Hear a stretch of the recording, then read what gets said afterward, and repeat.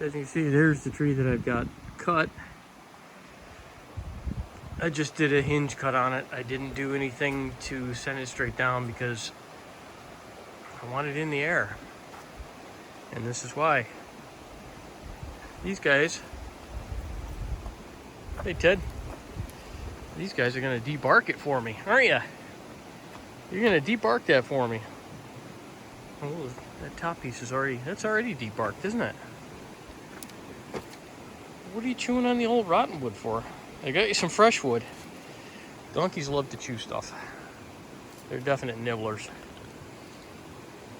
Although I'm kind of surprised that she's going for the dried wood over the other stuff. I was kind of hoping she was, hey Ted, I was kind of hoping she was going to start working on this stuff here. So, because they like the bark and stuff.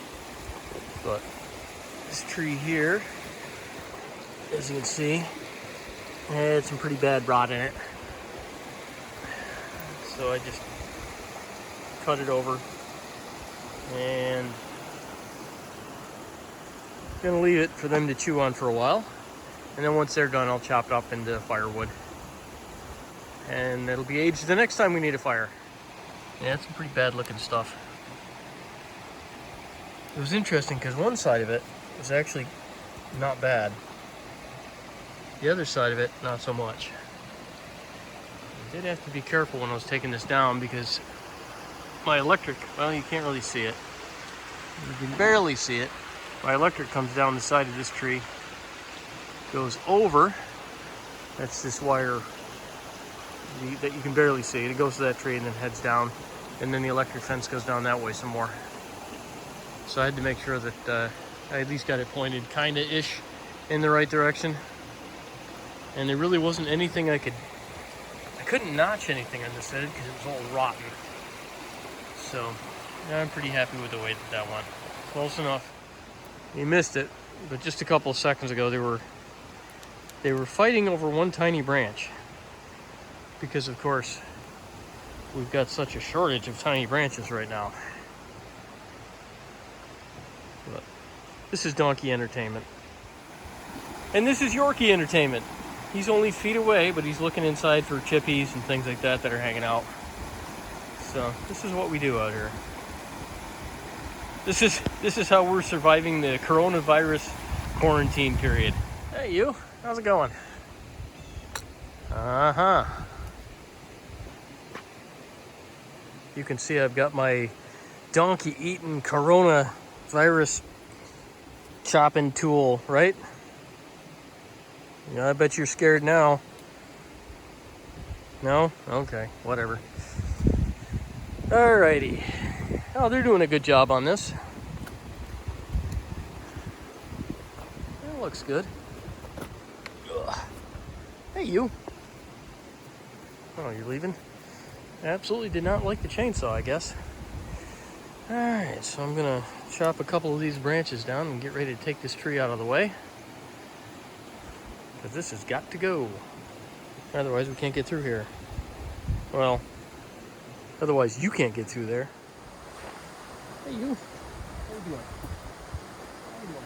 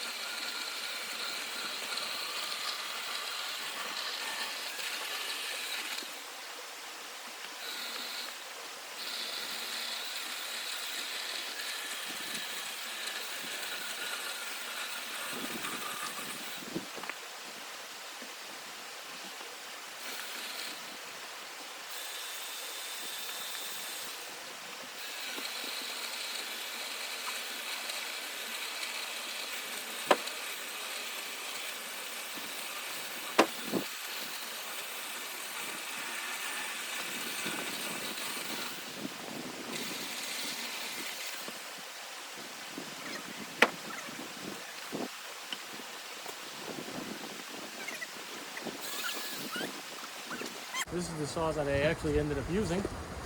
Still on the same battery. And here it sounds a little crunchy. Not super bad, but it's definitely had better days. What do you think? Nothing? All right. So we got some firewood out of that tree. Not much, but more than none. All right, so all that stuff that you saw me chopping in that little high-speed montage. And I've got 1 bar left, so it was probably getting ready to croak. But it never slowed down. This has been a great little saw, and I have abused the crap out of it. I was originally planning on using my the AC electric one, because that thing will fly through this kind of thing. But I had just gone through and hand sharpened this, so I figured I wanted to give this a shot. So it did pretty well. Now all I got to do is, if you kept seeing me pressing the button, that's just the manual oiler. So now I got to put this back into its storage area where it can just leak into a piece of cardboard I have for it. As you can see, this thing is used to being in leak mode. That's just how they are. Bye to the next tree. And now we're moving on to one of my other favorite tools. That's a Yorkie Terrifier. Usually that works a lot better on the Yorkie. It didn't work at all this time because he's hunting. But we hit the button here, that fires up the hydraulic pump, and then you hit this lever, and that lets you split. So we're going to take that wood that I just cut, and I'm going to split it, and chuck it into that little pile there so it'll get a chance to kind of dry. Alrighty.